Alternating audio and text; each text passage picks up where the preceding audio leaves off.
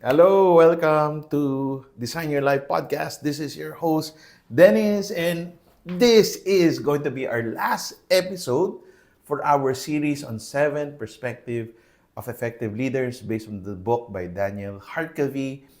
And the seventh perspective is a very exciting and very important perspective every leader must embrace. And this is perspective 7, the outsider. Or if you're a pastor, the mission field. How would the outsiders see who you are? The outsider's perspective is very important. The way to challenge your thinking is by seeking insight from an outsider. How does the market, the mission field, or your target see you? What is their perspective about you? The unbiased input can broaden your thinking, highlight blind spots that you have, and would stretch you past your comfort zone.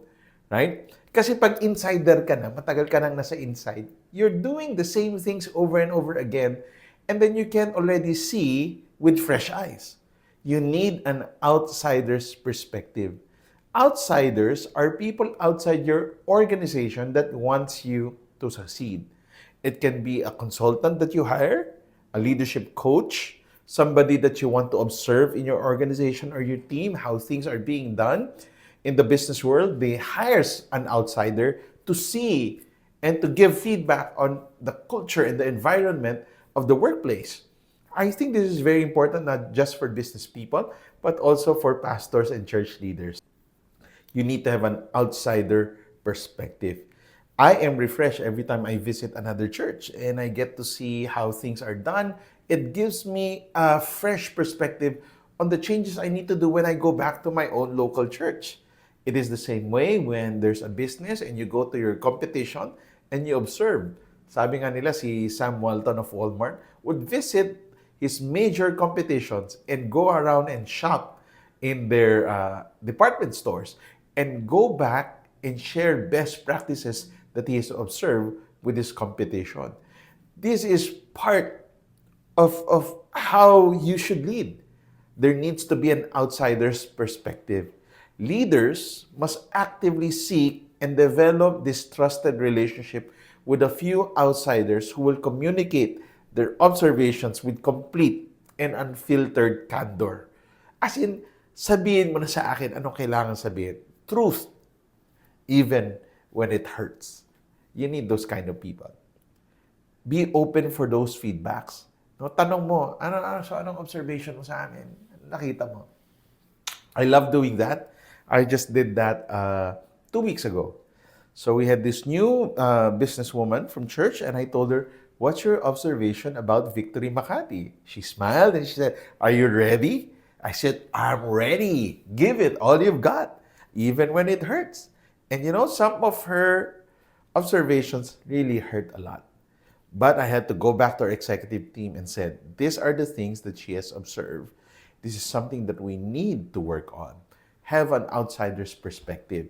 Dapat part yan ng schedule ng isang CEO or ng isang senior leader or the executive team to ask outsiders to come and observe them and see how things are being done and tell and ask for good unbiased feedback.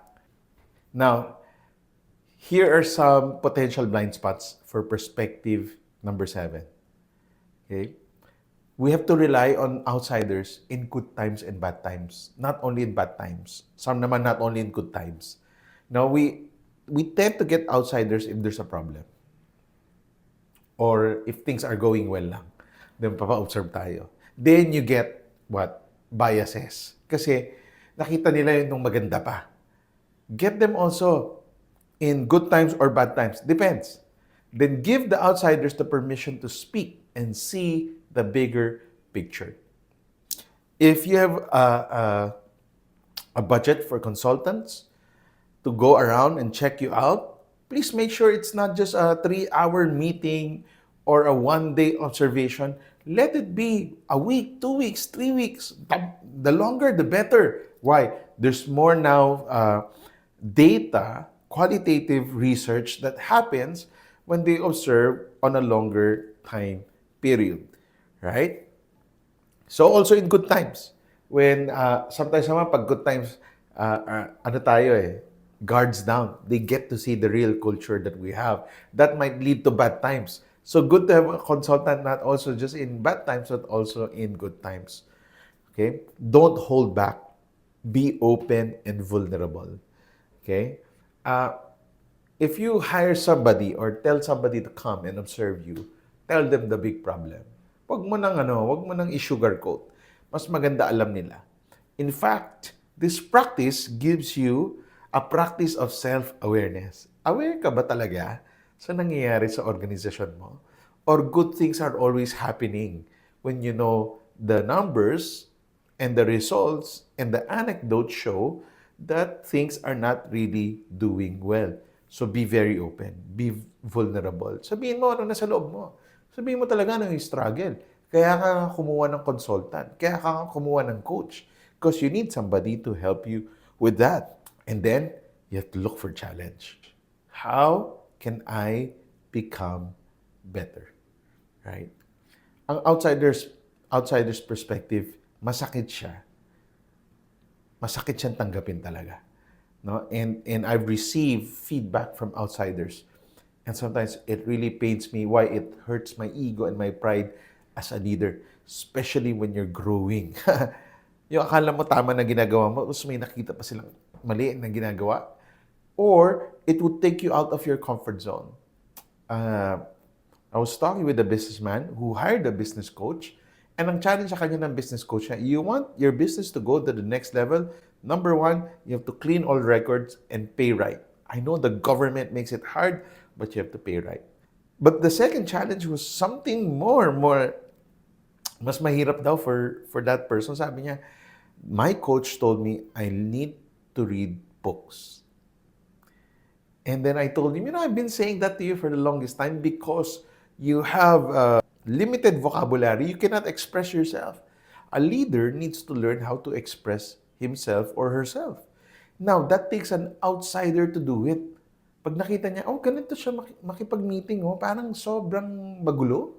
Parang yung train of thought, parang di mo alam ano gusto niya sabihin. It takes an outsider to spot those blind spots and tell you, this is something that you need to work on. Right? Find yourself a good coach. Right? Find yourself a consultant if you're running an organization. Right? Make sure to have this outsider perspective that would help catapult your organization and even your leadership to the next level.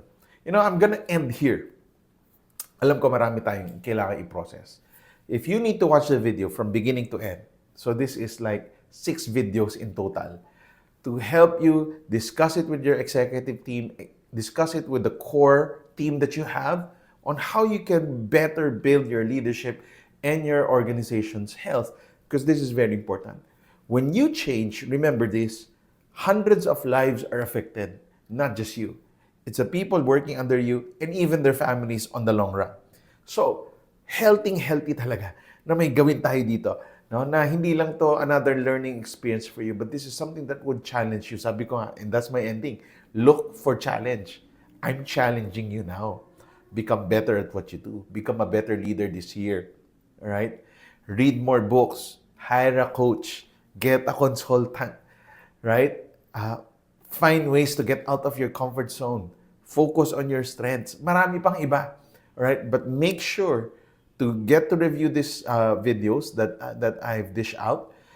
Review it with your team. Would be good for you to be open and vulnerable. Really speak what's in your mind. Get the perspective of the team. Look at your roles. Look at the strategic opportunities that you have and the bets that you're making. All of that, please review. And ito lang naman request ko. Once you see results happen, email nyo naman ako, message nyo naman ako. Sabi, nakatulong talaga tong video na to. Really, it would really bless my heart to see some results happen because of the coaching videos that I'm sending out. Alright, so guys, thank you so much for staying with me in these 6 videos that talks about the 7 perspective of effective leaders. I hope to dish out more coaching videos for you as a pastor, as a Christian leader, maybe somebody in the marketplace or even in business. I hope the principles that you learn here will help you become greater in your calling and assignment that God has given you. Once again, please subscribe to our YouTube channel. You can also listen to our Spotify and subscribe there. Please give us a 5-star rating. It would really help us a lot. And please share this to your friends. Share this to your pastors. Share this to CEOs, business leaders, and hopefully they could get something out of it. God bless you guys. This is Dennis C. signing off for 7 Perspective of Effective Leader series natin, and hope to see you in our next following videos. God bless you guys.